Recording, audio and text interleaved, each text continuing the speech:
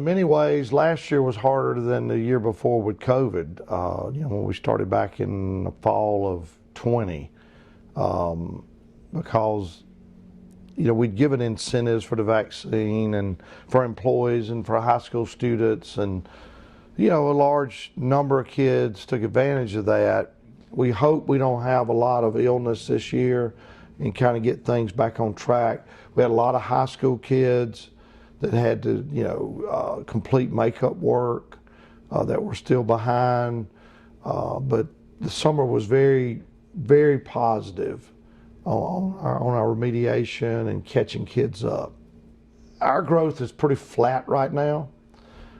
We don't anticipate any major growth in the next few years. Looking at those houses, I think we calculate 1/2 a student per household of a new home that's built. So we'll just have to see. That's still 600 or 700 students, though, when you look at the number of houses going up. Yeah, they don't all go to one place, which is a good thing. We're very fortunate now. We don't have any mobile classrooms. We have room. Some of our schools have a lot more room than others. You always can rezone kids to, that's the most cost-effective way. The worst thing you want is empty classrooms in one school and not enough classrooms in another. But rezoning, it has its own fleas that go with that dog, because, it creates, people don't want to move schools or whatever. So, there are a lot of different options. Fortunately, we're not there yet. It's on our radar down the road, but we don't anticipate any major concerns in the next few years. Obviously, we're in this new building downtown that we renovated and bought. The First Citizens Bank building we were able to move in May. And there's a little over 20 people in this building, primarily administration and all the finance. So we're excited about this. We feel like this helps downtown. We hope it will spur more downtown growth because that's good for Anderson. Our other big projects that we're doing right now is the science labs at Westside. It's about a $6 million project. We're doing that. That was delayed because of the roof collapse early on, but we feel like we could be in there by September. Is the projected date right now. We got a lot of general maintenance things going on right now. There's some major work going on at McCants with some drainage issues. If you ride by, you'll see a bunch of dirt and ditches being built. That's to create some improved drainage there. Other than that, other than just general maintenance projects that our principals kind of wish list, and improving schools, painting and some paving and striping parking lots. The West Side is the major project now. Biggest highlight in the budget is I say we're going to compensate those that instruct, and our starting teacher salary will be $45,100. We're the highest in Anderson County. We're actually, when you look at the per day contract days for teachers, we're higher than Greenville County. We think we're probably going to be in the top 5 in the state. My goal is to have the highest paid teachers in the state, and our board supports that. We know we got to take one bite at the apple at a time to get there. Non-teachers will get a 4% raise, and everybody's going to earn a step because we're adding a step. We're adding step 27. So for most people, non-teachers, it's going to be a 4 to 6% raise. Our bus drivers are getting a raise based on the state bus salary. We were already way ahead of that. So it really is going to equate to about a 4%. Although we raised bus driver salaries significantly in the fall, our cafeteria workers are getting a 4% plus $1 an hour raise.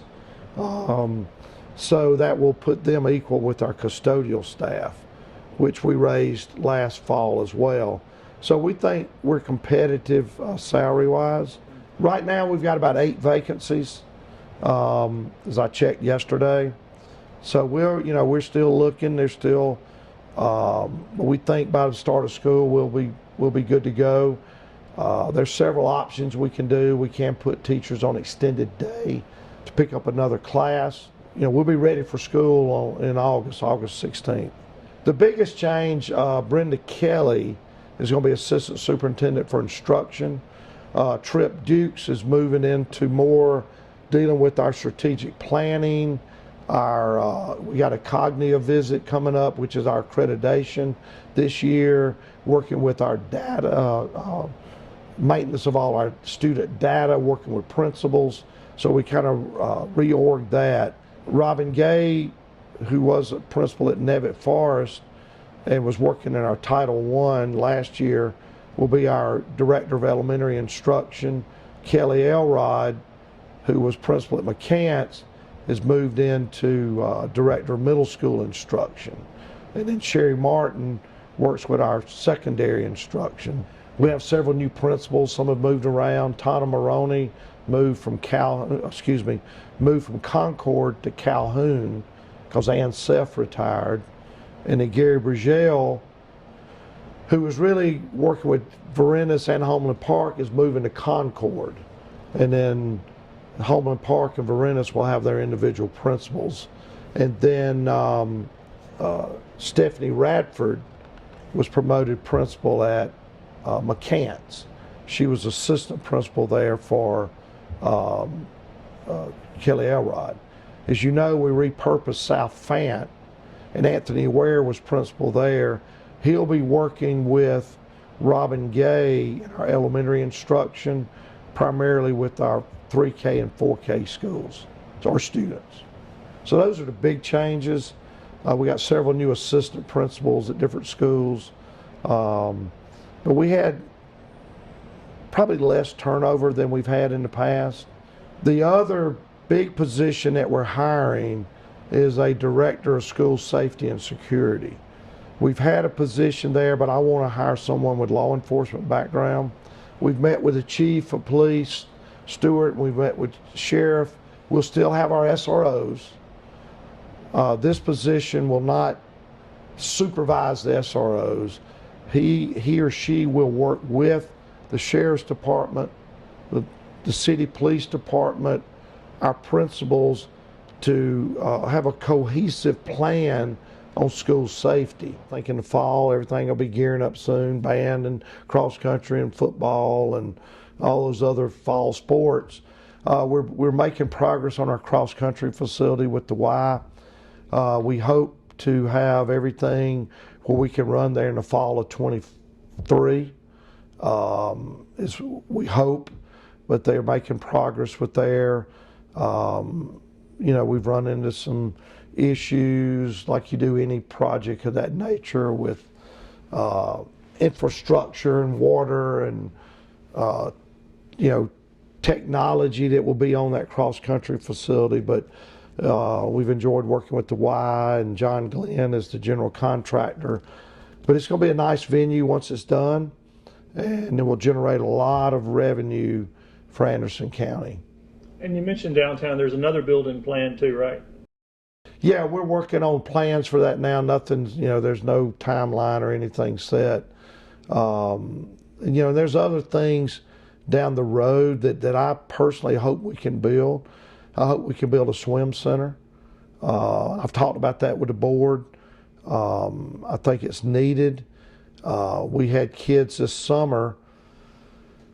If you can swim, you can't really comprehend this. We had third graders at our summer camps, our IROC camps that partners with the United Way and the Y, that they had swimming lessons. And we had third graders that didn't even know how to hold their breath underwater, which is a scary thought. If they fell into a pond, they fell into something. So,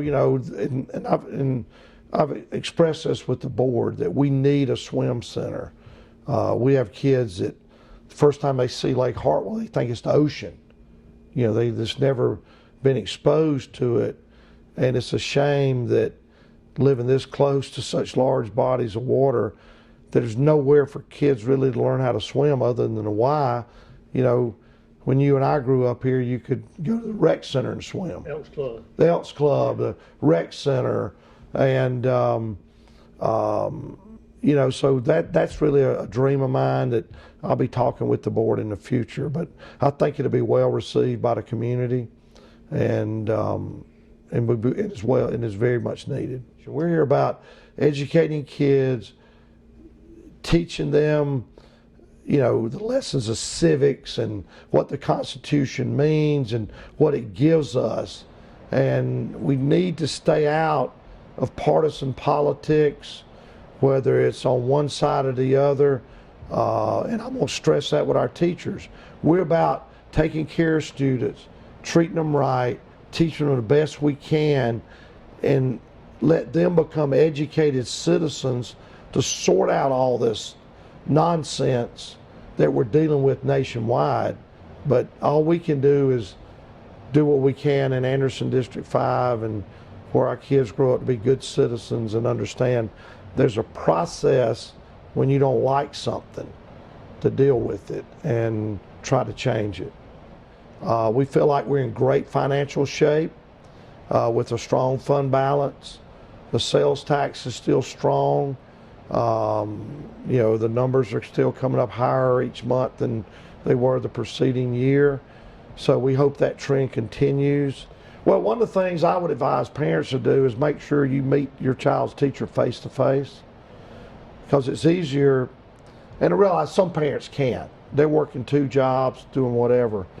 But where a teacher knows, a parent of a child, where a counselor knows, particularly when you get into high school, and the principal knows you, and that's a lot more effective than just firing emails. A lot of times face-to-face is the best way to solve problems. But again, we get a lot of emails from parents, and I get them and I'll say, look, I'll be glad to meet with you to try to solve the problem. And usually when we can sit down, we can reach consensus on what the problem is and try to resolve it. And you'll have a regular communication. Every classroom sends home communication. Oh, yeah. Sometimes I think we send too much, where parents are like, I can't read all this stuff.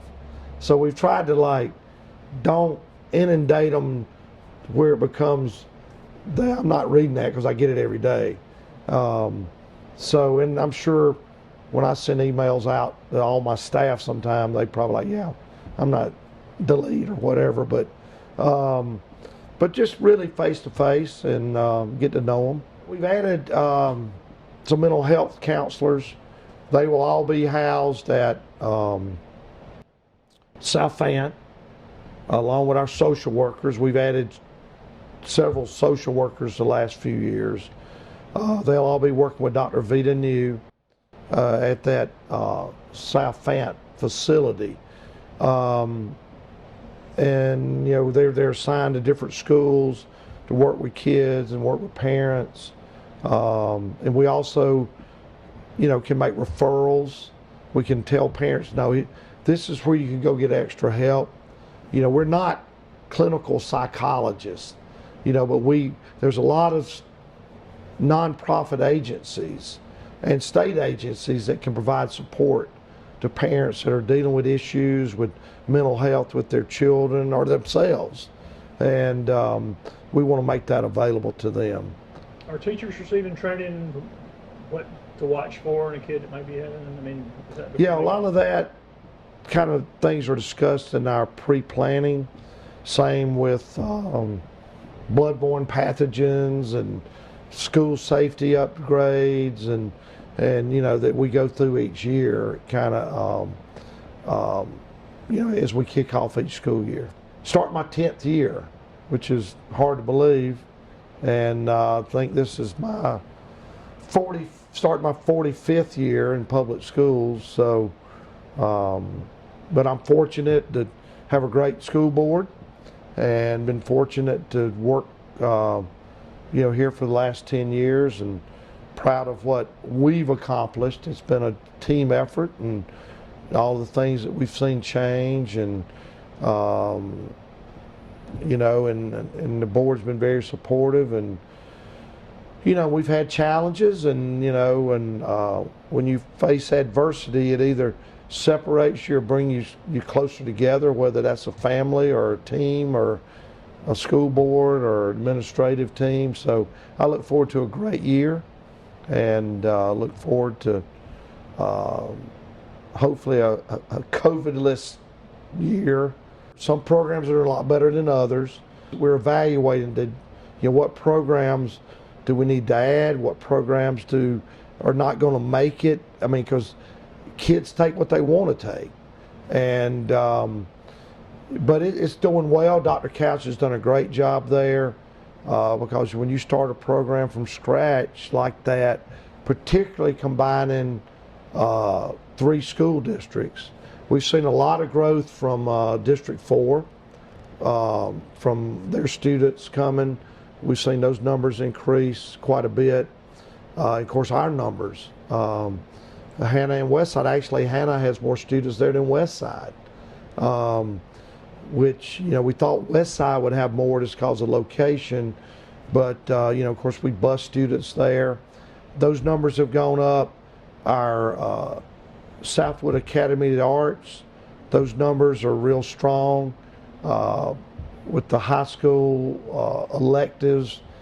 So we're fortunate that our students can take classes really on high school kids on 3 campuses. They're homeschool, AIT, and Southwood, and some of them do, and we like that. Where kids can graduate with college credit, saves their parents money when they decide to go to college, if they decide. So, but AIT's been really positive. Dr. Couch has done a great job getting partnerships, bringing in a lot of money to support those programs there. And we have a great partnership with Anderson University with their engineering program, where they actually use our facility in the afternoons or evenings, when it's not being used by us. And then in turn, Anderson University provides a lot of resources to us as well.